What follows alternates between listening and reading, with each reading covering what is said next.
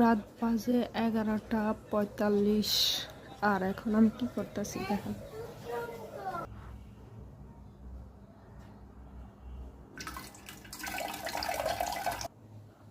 আবু সাইনের জন্য পানি গরম দিলাম আর এখানে সুজি বানাচ্ছি। ও রাতের বেলা খাবে, এখন ঘুমিয়ে গেছে।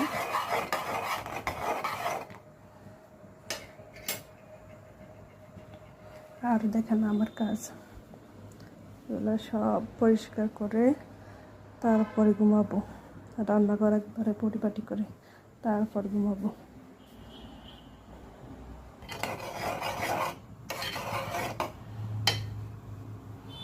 এটা একবারে সকাল পর্যন্ত চলবে, সকালে আবার রান্না করবো।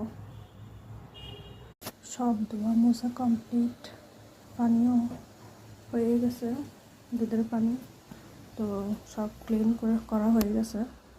এখন মেয়ের জন্য দুধ বানাবো, ল্যাকটোজেন 4, মেয়ে খায় ল্যাকটোজেন 4। ফাইনালি পাখির ঘরে কাজ শেষ,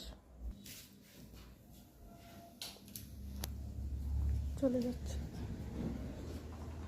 এটা না দুধ,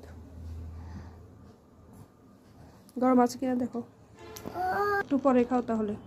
ছোটটা ঘুমাই পড়ছে আগেই, কয়টা বাজে 12টা।